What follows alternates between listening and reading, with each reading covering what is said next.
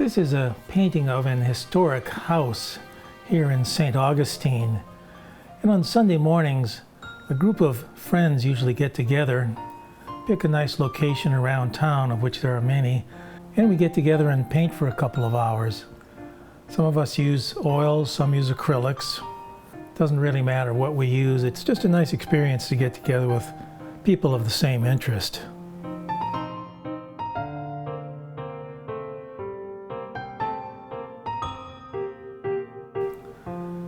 This is a photograph I took of the house in landscape, and I could use this as a reference photograph, but as you can see in the painting I did, I could visualize lots more color than the photograph shows. And that's really one of the primary reasons to work on location, because the photograph just does not pick up all the details with the color and values that the human eye can perceive. I'm working on a masonite board, 8 by 10 inches, covered with gesso, and I mix a dark color and begin by trying to make an accurate drawing of my subject, paying particular attention to the composition and the perspective. Now the perspective on this is pretty simple because it's pretty much a one-point perspective. And from there, I start to block in my large areas and large shapes. I don't worry about any detail at this point. Now, one good thing about a reference photograph is that it does eliminate a lot of that detail, for instance, in those palm tree areas there, so that gives me that big blocky shape. But when I'm out on location, I have to see this for myself. Now here I am painting, but whatever it is that I'm looking at, whether it's a picture of myself or the landscape, I have to visualize the subject in certain ways in order for the painting to come out like I hope it will. The first thing I have to do is look at this subject as if it were points of color and value. So I try and look at the subject in an abstract way. I don't think of the house as a house or the tree as a tree. I think of them as shapes and points of light and color. And I also have to observe the subject as if it were in black and white. I have to look at the values of the painting. That's the lightness and darkness of the subject.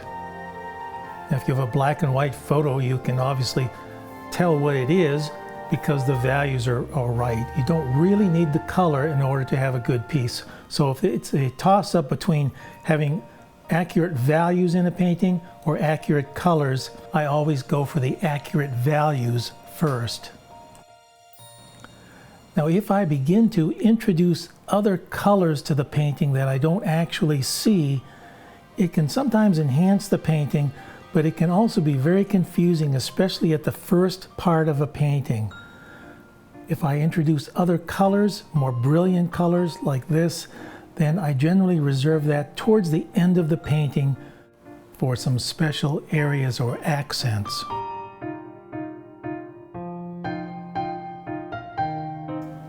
Here I am working with these large masses, trying to get them in. I'm working with these darks first, warm dark colors first, and then I'll move towards my lights. I'm looking right into the sun at this point, and you can see the reflection from my shirt often lights up the painting. So it's a bit hard at this point to actually look at the subject, but the sun moves up fairly quickly and that all changes.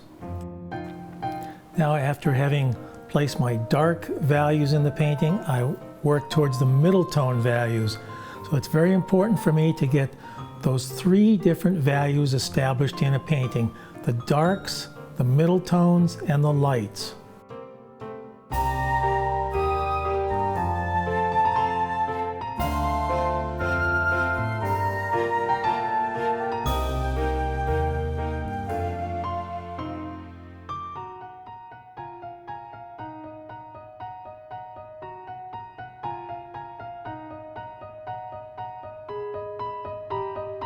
Right here I'm working with these dark warm colors as my base coat, and I'm starting to put some very dark greens over that to build the painting up in layers. Next comes the sky. It's a very warm sky because it's morning and I'm looking right into the sunlight. I'm using a very limited palette here. I have titanium white, ultramarine blue, cerulean blue. I have one red, that's alizarin crimson. I have two yellows, a warm yellow and a cool yellow. The Indian yellow is a warm yellow. Cadmium yellow light is a cool yellow. And then I have one earth color, and that's the yellow ochre. I find using a limited palette is very beneficial, especially when painting in the field. I find I can get all the colors I need with a few primary colors and maybe an earth color or two. In this way I can also maintain a lot of harmony within my painting without having a lot of extra colors to interfere with that.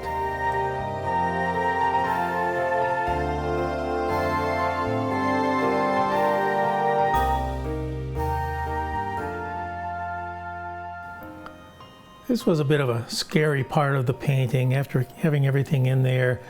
These trees were an important part of the painting, but you have to get up the courage to paint over areas that you've spent some time with. And I wasn't really sure whether these trees were going to enhance the painting or really destroy the look of the piece. And it always takes a little bit of courage to push on, knowing that the piece could get worse rather than getting better. But I found that persistence is a very important part of painting.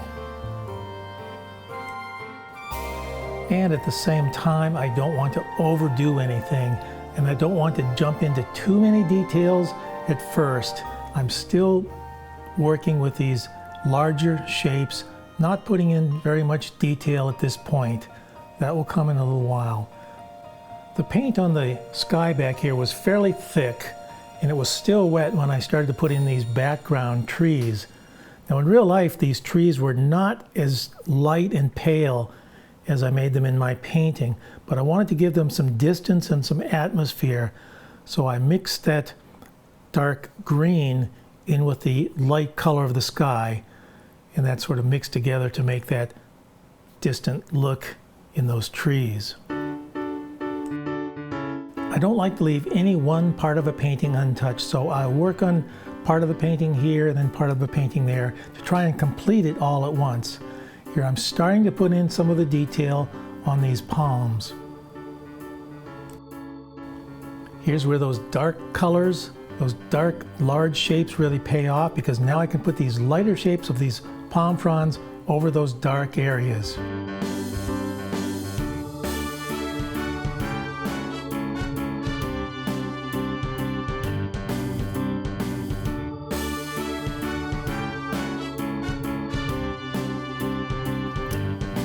There are a whole lot of greens in any subject such as this palm.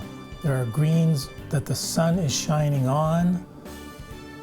Here at this point, the sun is reflecting off of the leaf, and you get these bright yellow greens when the sun is shining through the leaf itself. From here on out, a painting like this is primarily attention to detail and refinement. As I put in this detail and change the values and change the colors, I have to be very careful not to lose those big shapes that first established the painting.